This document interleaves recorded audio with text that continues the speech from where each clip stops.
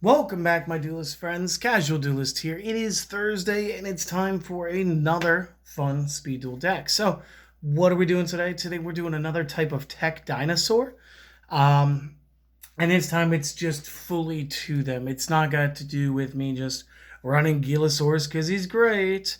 But we will. We are going to be going and using a Tyranno Hasselberry skill card at the start of the duel. This is one of those that starts flipped over. We are going to play I've Got Dino DNA. So this is going to be a great skill. During each of your draw phases, you get to gain 200 hit points, which is fantastic. During your draw phase, if you were to draw a dinosaur monster for your normal draw, essentially making this a once per turn effect here, you may reveal that card, place it at the bottom of your deck, then draw one card. So again, you're not going to continually loop off of this. It's just like, maybe I want a spell or a trap, so I don't exactly need another monster in my hand right now. I'll go ahead, I'll show the opponent, and I'll go ahead and place it. And then that's fine. You'll get to redraw that once per turn. Additionally, once per turn, and this is what's going to make this like the dinosaur variant if I'm just going to attack. Once per turn during the main phase, you can choose one dinosaur that you control, have it gain 200 attack until the end of this turn. I understand I'm just gonna attack doesn't do that anymore, but it used to, and this does. So if you're a dinosaur player and you love dinos, you guys might want to look into getting this skill.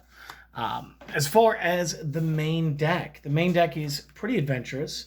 We're gonna start off with 3 copies of the Black Brachios. So Black Brachios, again, I play this in like my all-out defense breaker or whatever I called it. Earth attribute, rock solid stats at 18 by 11, 4-star dinosaur, of course. And what's brilliant here is when this is normal summoned, you can target a monster on the field, change that target to face up defense mode. Now, what is crazy with this? If you really read that, you can change a face down monster to face up defense. So if you were running a deck where you needed your flip effect to resolve, but you didn't want to flip it into attack mode, you could summon this guy to do the job. Or we could set up our opponent for other effects with this, which again is what we're going to be doing.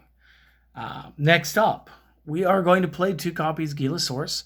And again, we don't really care if our opponent has this whole, I'm going to go ahead and summon the card out of the graveyard. I dare you. Go for it. Try it. It's only going to end up the same way with me winning.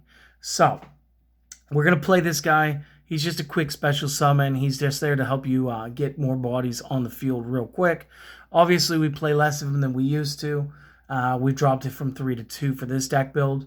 And again, the real reason is like I don't really have a way to stop my opponent from doing it, or a way of really like limiting what the opponent's going to do. So we just kind of have to play through it.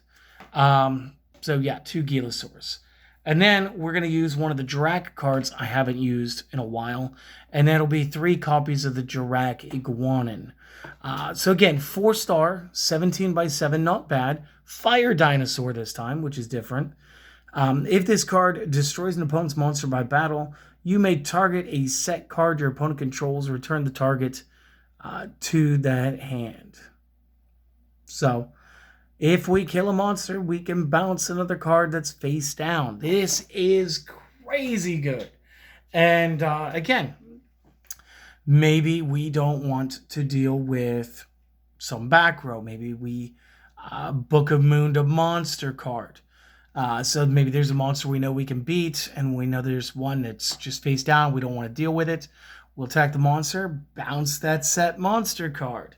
Okay, it's a really clever way of trying to deal with the field in a new way. And so that's why we're running that. So to complement these, we're going to dip straight into the 3 of list, and we're going to run a full 3 Books of Moon, effectively banning every other 3 of for this deck. And again, I don't feel super bad about doing this because, you know, between Black Brachios doing his things and Iguanin doing his things, like, honestly, we could move something into defense mode that we can beat in defense mode. Then we can book another one we don't want to deal with.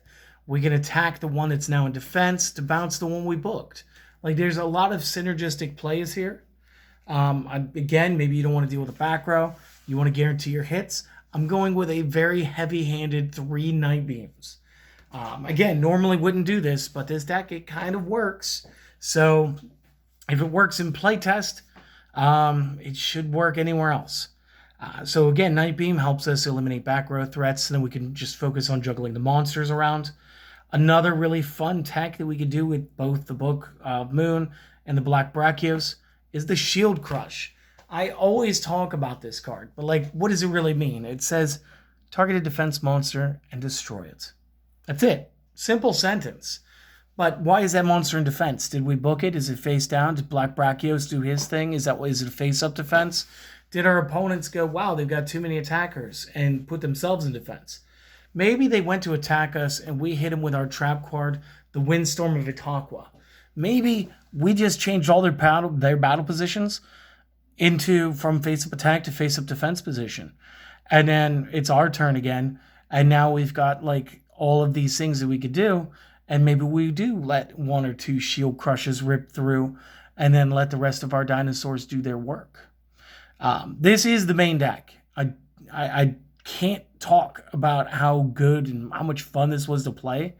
But real quick, go ahead, take the notes, take the screenshot if you would, and I'll be back with the rest in just a moment. And if we're starting with the extra deck, which we normally will, it stays relatively unchanged. It's back to my generic good stuff gang, and they're, of course, all going to be played out through Waking the Dragon. So going into the side deck, and this is the part that actually warrants a little bit of discussion, Dahlgren again, as always. And it's just kind of delicious irony that this guy is also a dinosaur. Didn't mean it that way. If we had another one, if we had Gamma CL, the weakest one physically, I'd probably be playing him. But I understand why they gave us Dahlgren. It was in order to just sort of like minimize, not his effectiveness, but like in order to make the kaiju they let us have be the most fair kaiju they could let us have. Then that's why Dahlgren is chosen. It just so happens he's the most fair for this format. Next up, I am going to be running my 2 Lost Winds. Now, I put them in the side deck because, again, there's a lot of like oppressive, overpowering, or maneuvering our opponents into defense mode. Sometimes that'll work. Sometimes you need to take a more direct approach. And since I have these in here with the Dahlgren, of course, this figures that we could put the Dahlgren on their side of the field. It's a special summon on their side of the field. Lost Wind it, bring it down to 15, start trampling. And then, of course, when they do play something out of their own extra deck, you can recycle this. Went down to a single Mind Crush for this build.